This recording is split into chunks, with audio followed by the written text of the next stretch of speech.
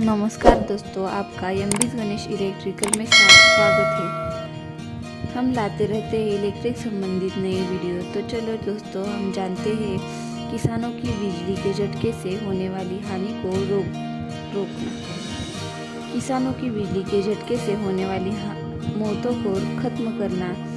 इस लेख में किसानों के बिजली के झटके के कारण और स्टैंड अलोन फोटोवोल्टिक सिस्टम को अपनाकर उनके निवारक उपायों को शामिल किया गया है। हैरानी की बात है कि कुसुम योजना का प्रधानमंत्री घटक भी किसानों को बिजली के झटके से बचाने के लिए लक्षित एक कार्यक्रम है।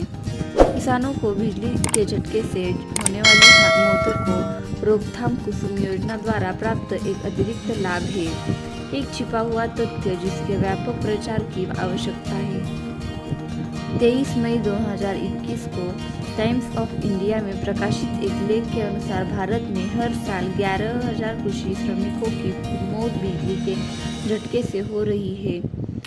हर दिन औसतन 30 लोगों की मौत हो रही है। इसका कारण वायरिंग कट और गिरी हुई ट्रांसमिशन लाइनों को मानकों का पालन नहीं करना है, जो नमी की स्थिति में मोटर केसिंग और कंट्रोल बॉक्स पर उम्र बढ़ने, जंग और प्रवाहकीय पथ के गठन के कारण होती है। कारण जो भी हो, यह बहुत दुखद है कि हमारे किसान, हमारे देश के अन्नदाता अपनी दिनचर्या को ईमानदारी से निभाने में मर रहे हैं। विद्युत भारत होम पावर सुरक्षा। किसानों को बिजली के झटके से होने वाली मौतों को खत्म करना।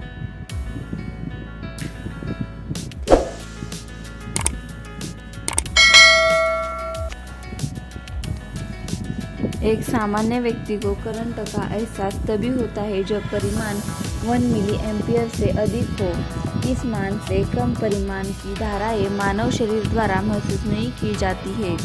लाइन टेस्टर का उपयोग करने वाले व्यक्ति के शरीर से लगभग 150 माइक्रो एम्पियर करंट प्रवाहित होता है। उच्च वोल्टेज अधिक करंट की अनुमति देता है। 30 वोल्ट से ऊपर के किसी भी वोल्टेज को शॉक करंट देने में सक्षम माना जाता है। प्रभाव शरीर में वर्तमान पथ पर निर्भर करता है। सबसे खराब स्थिति हाथ से हाथ में करंट। प्रभाव शरीर में वर्तमान पथ पर निर्भर करता है।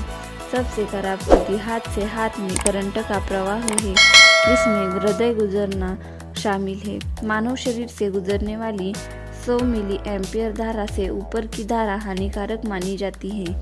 बिजली के झटके की गंभीरता इस बात पर निर्भर करती है कि मानव शरीर के किस हिस्से से करंट प्रवाहित होता है, और साथ ही उस पल त्वचा की स्थिति पर भी निर्भर करता है। आमतौर पर वितरण ट्रांसफार्मर कृषि भूमि के करीब या भूमि में ही स्थित होते हैं। सब स्टेशन से वितरण ट्रांसफार्मर तक 11 to 33 kV high voltage line बिछाई जाती है। कृषि पंप से ट्रांसफार्मर के 440 वोल्ट साइट पर कहीं भी 10 से 300 मीटर के बीच में दूरी पर लगाए जाते हैं। यह संपूर्ण पथ जो चित्र में दिखाया गया है। बिजली का झटका जोखिम क्षेत्र है। इरेक्शन और दौरान जंग, उम्र बढ़ने और उचित मानकों का पालन नहीं करने के कारण बिजली की लाइनें टूट जाती है और जमीन पर गिर जाती है।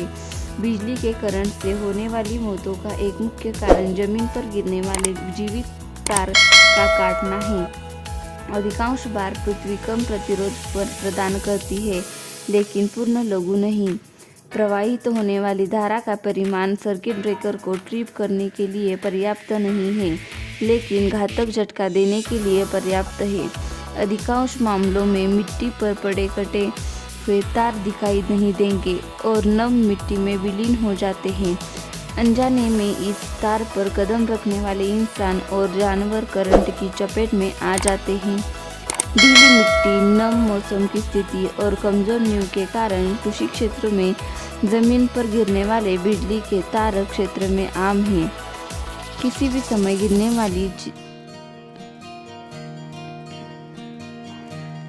वाली बिजली के खंभे को देखो। यह ढीली मिट्टी और अपर्याप्त नींव के कारण है।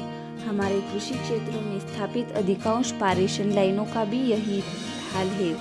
यदि स्टैंड अलोन प्रणाली स्थापित की जाती है तो यह संपूर्ण पद जो कि शॉक रिस्क जोन है को समाप्त किया जा सकता है। इंसुलेशन के टूटने, जंग लगने और आर्द्र मौसम के दौरान कंडक्टिव पद बनने के कारण मोटर या कंट्रोल बॉक्स के केसिंग के संपर्क में आने वाला लाइव कंडक्टर अक्सर होने वाली घटना है। ऐसी स्थिति में मोटर पंप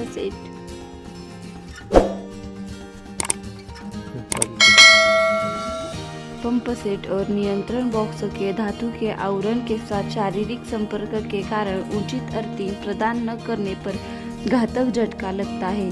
कृषि जल पंपिंग प्रणालियों में अर्थिंग के लिए आवश्यक देखभाल नहीं की जा रही है, यहाँ तक कि अनुचित अर्थिंग परिस्थितियों में भी यदि कम ऑपरेटिंग वोल्टेज को चुना जाता है तो बिजली के झटके से पूरी तरह से समाप्त हो सकते हैं।